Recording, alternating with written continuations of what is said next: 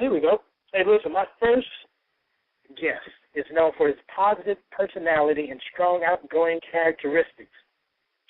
In the last year, Mr. Asher has appeared in a number of great projects, including Michael Basin's documentary, Do Women Know What They Want? All right, I'm not even going to go there. I'm not going there. Yeah, I know you want me to go there, but I'm not. Do women know what they want? Oh, all right, I'll leave that alone. At any rate, please welcome to the show Mr. Asher Sanchez in the house. Welcome, sir. Thank you for the welcome. What's going on? How are you? Man, brother, thank you for hanging out with us today. Also, big shout-out and thanks to Miss Ayana Sky of iSky Entertainment for setting this interview up. Appreciate her. Yeah, she's doing big things, too, so let's definitely give a thanks to her as well.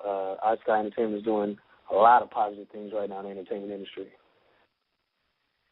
Absolutely. Hey, man, I said I wouldn't go there, but I'm just going to jump in, man. Do women know what they really want? To be honest with you, I don't think so, but that's not necessarily a bad.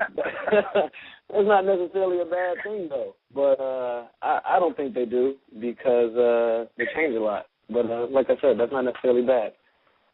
Hey, what was that project about, by the way? That documentary.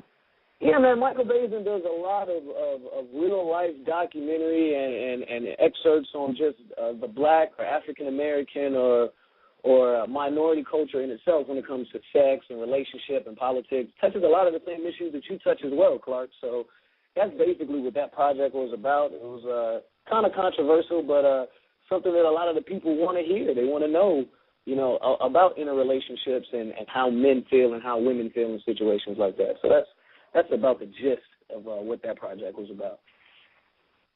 Well, listen, we're going to make that our poll question for today. I don't even do poll questions, but that's our poll question. Anybody in the chat room, anybody want to call up, the question is, do women really know what they want? So that's the poll question for today. Call in and give us your opinion at any time, or you can text me, email me, Facebook me, tweet me, all of that good stuff. So we'll get the answer to that.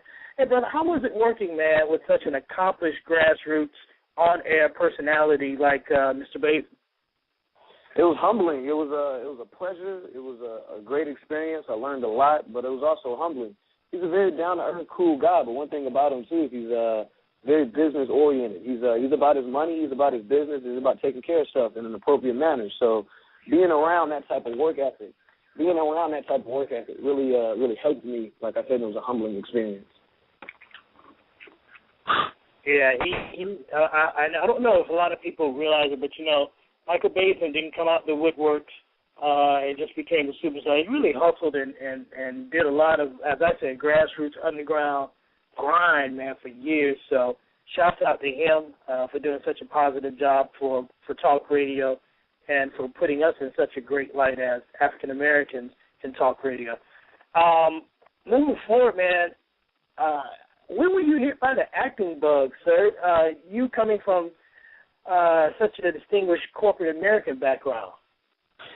Yeah, honestly, it hit me about 2 years ago, Clark. I've always been an extremely outgoing person. I've always loved people. I've always been involved with drama or performing arts, music, as well as acting and theater. And, some opportunities presented themselves about 2 years ago, about 2.5 years ago, and, the ball started rolling, man, and it seemed as though that's the direction that I needed to take. And then soon, based on positivity and moving forward in my life, I was able to move in that direction in a positive manner. So, it's something that I felt like I was born to do, but because of different people's circumstances, you don't really get an opportunity to pursue your dreams or what your passion is. And I decided to stop settling and pursue my passion. So that's where I'm at.